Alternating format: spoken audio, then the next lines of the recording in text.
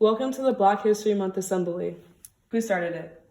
Carter G. Woodson and the Association for Study of Negro Life and History declared the second week of February Negro History Week in 1926, choosing it because it landed on Abraham Lincoln and Frederick Douglass' birthday.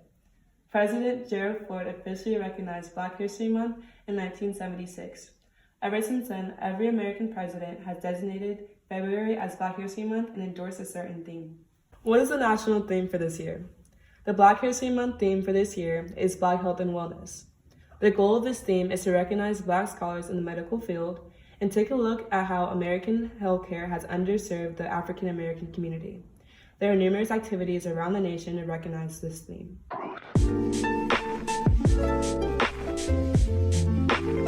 William Augustus Hinton. In 1927, he created a flocculation test for syphilis and later developed another syphilis test with a colleague known as Davies-Hinton test and was a medical breakthrough at the time. In 1936, he published his book Syphilis and Its Treatment and became the first African American to publish a medical textbook. In 1949, Hinton was named clinical professor of bacteriology and immunology at Harvard, making him the first Black professor at Harvard. Marilyn Hughes Gaston. In 1990, Dr. Gaston became the director of the Bureau of Primary Health Care in the U.S. Health Resources and Service Administration. Making her the first Black woman to direct a public health service bureau, she focused on improving the health care services for poor and underserved families. In 1999, Gaston received the National Medical Association's Scroll of Merit and the organization's highest honor and the Lifetime Achievement Award. She also received the Dr. Nathan Davis Award from the American Medical Association in 1989 and was inducted into the Ohio Women's Hall of Fame in 1990. Ben Carson. From 2017 to 2021, he served as the United States Secretary of Housing and Urban Development. Carson became the Director of Pediatric Neurosurgery at Johns Hopkins Children's Center in 1984 and became the youngest chief of pediatric neurosurgery in the United States. He is considered a pioneer in the field of neurosurgery. In 2006, he received the Spine Guard Medal from the NAACP, their highest honor for outstanding achievement.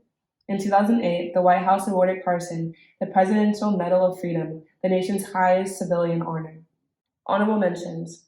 Rebecca Klumler was the first Black woman to become a doctor of medicine in the U.S. James C. Wright was a pioneer in cancer research and is noted for contributions to chemotherapy.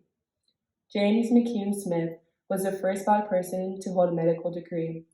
Daniel Hale Williams in 1983 performed the first successful heart surgery. Maya Angelou. Maya Angelou was an African-American author, actress, screenwriter, dancer, poet, and civil rights activist. She is best known for her 1969 memoir, I Know Why the Caged Bird Sings, and her poems like And Still I Rise. She recited On the Pulse of Morning at President Clinton's inauguration, making her the first Black woman to do so. Her novel was the first nonfiction bestseller by a Black woman. She was awarded the Presidential Medal of Freedom by Barack Obama in 2011. Awards Maya Angelou has won include the NAACP Image Award for Outstanding Literary Work in 2005, 2007, and 2009 for poetry and nonfiction. Marian Anderson Award in 2008. The Glamour Award for the Poet in 2009. Women in Film Crystal Award in 1992. The Spingarn Medal in 1994. The Quill Award for Poetry in 2006. And Grammy Awards for Spoken Word Album in 1994, 1996, and 2003. Maya Angelou is the first Black woman to appear on the U.S. quarter. The coin was created as part of the American Women's Quarters program through a series of special edition coins honoring American women. The quarter depicts a youthful Maya Angelou with her arms outstretched and beams of sunlight haloing over her. Her uplifting gesture is mirrored by the silhouette of birds behind her to reference her 1969 memoir, I Know Why the Caged Bird Sings. Emily S.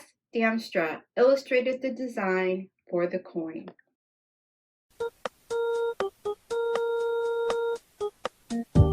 Music history.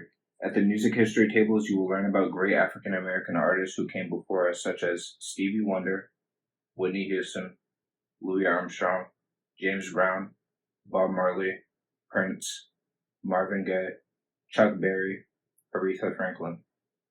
Food history. Soul food is a prominent part of African American culture. During slavery, enslaved African Americans were given the rations that were low quality. African recipes were adapted to work with the resources available. These techniques and recipes became what we know now as soul food. At the food tables, we will have various soul foods, including mac and cheese, cornbread, sweet potato pie, jambalaya, and peach cobbler. Poetry history. At the poetry tables, influential poets who came before us will be highlighted. There will be games, trivia, and prizes. Here's a video of Amanda Gorman reading her poem, Miracle of the Morning.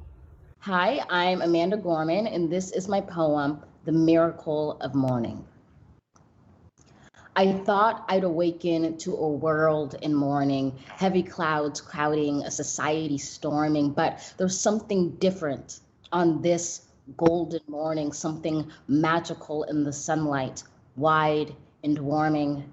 I see a dad with a stroller taking a jog across the street. A bright-eyed girl chases her dog, a grandma on a porch, fingers her rosaries. She grins as her young neighbor brings her groceries while we might feel small, separate, and all alone. Our people have never been more closely tethered because the question isn't if we can weather this unknown, but how we will weather this unknown together. So on this meaningful morn, we mourn and we mend like lights we can't be broken. Even when we bend as one, we will defeat both despair and disease. We stand with healthcare heroes and all employees, with families, libraries, waiters, schools, artists, businesses, restaurants, and hospitals hit hardest. We ignite, not in the light, but in lack thereof. For it is in loss that we truly learn to love. In this chaos, we will discover clarity. In suffering, we must find solidarity, for it's our grief that gives us our gratitude, shows us how to find hope if we ever shall lose it. So ensure that this ache wasn't endured in vain. Do not ignore the pain. Give it purpose, use it, read children's books, dance alone to DJ music. Know that this distance will make our hearts grow fonder. From a wave of woes, our world will emerge stronger. We'll observe how the burdens braved by humankind are also the moments that make us humans kind. Let each dawn find us courageous, brought closer, heeding the light before the fight is over. When this ends, we'll smile sweetly, finally seeing, in testing times, we became the best of beings. Famous quotes. There will be cookies with famous quotes from influential Black pioneers such as Muhammad Ali, Maya Angelou, Venus Williams, Frederick Douglass, Billie Holiday, Jesse Owens, Booker T. Washington, and Barack Obama.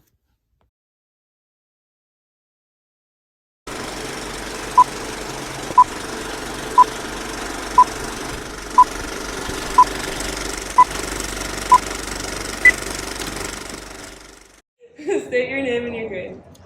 My name is Roy Clinton. I'm a junior. Tiffany Parham, senior. My name is Amina Campbell. I'm a junior. Darius Douglas, senior.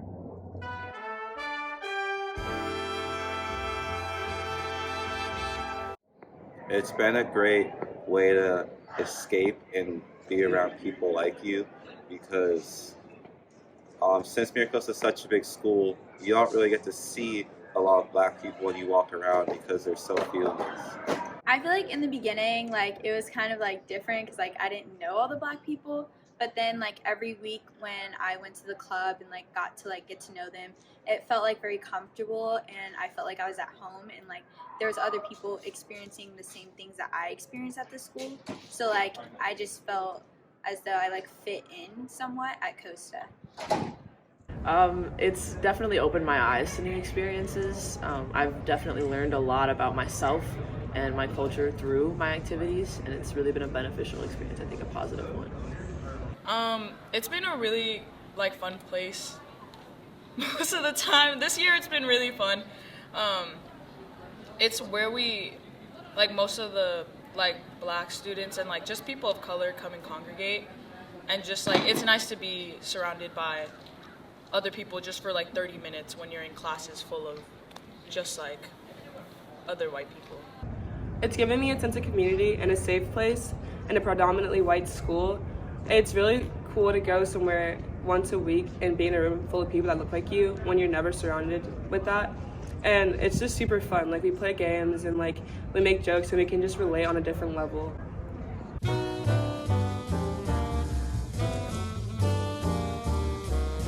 Definitely an experience that not a lot of people have, because Mira Costa is such a predominantly white school, and when you don't see that many people like you, it gets kind of tough. But it just depends on on your outlook or your outtake on everything.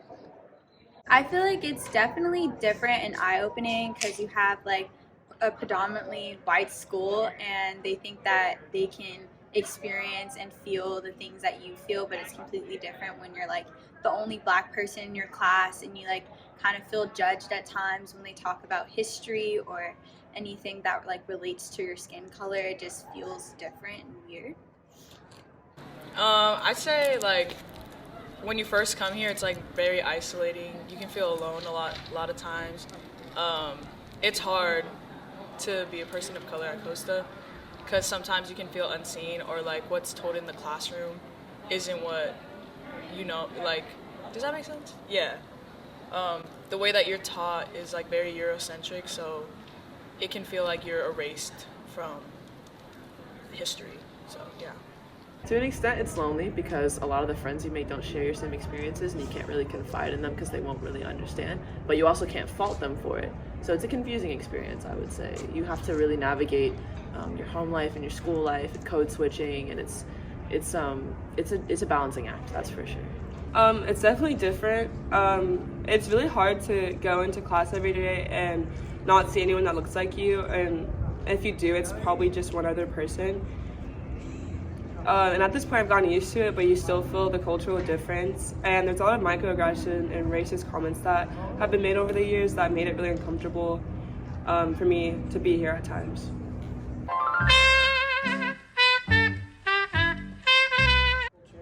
I really enjoy the music. I mean, I love Kanye, I love Tyler the Creator. There's like a lot of artists that I really enjoy, and I really love the food. Like, you can't go wrong with food, so yeah.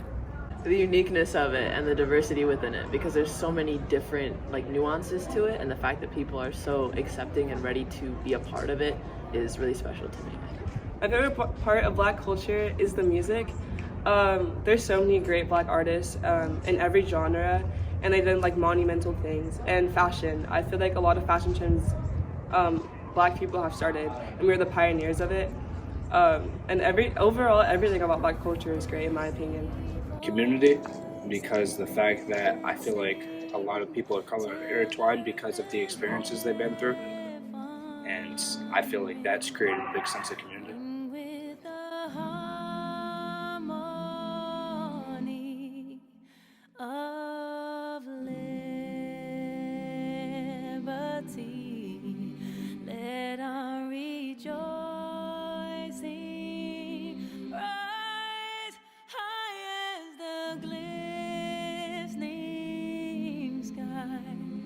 Thank you, Mustangs, for all of your participation. Now let's head on up to the Mustang Mall and have some fun together. We'll have music, food, poetry, famous quotes. Hope to see you there.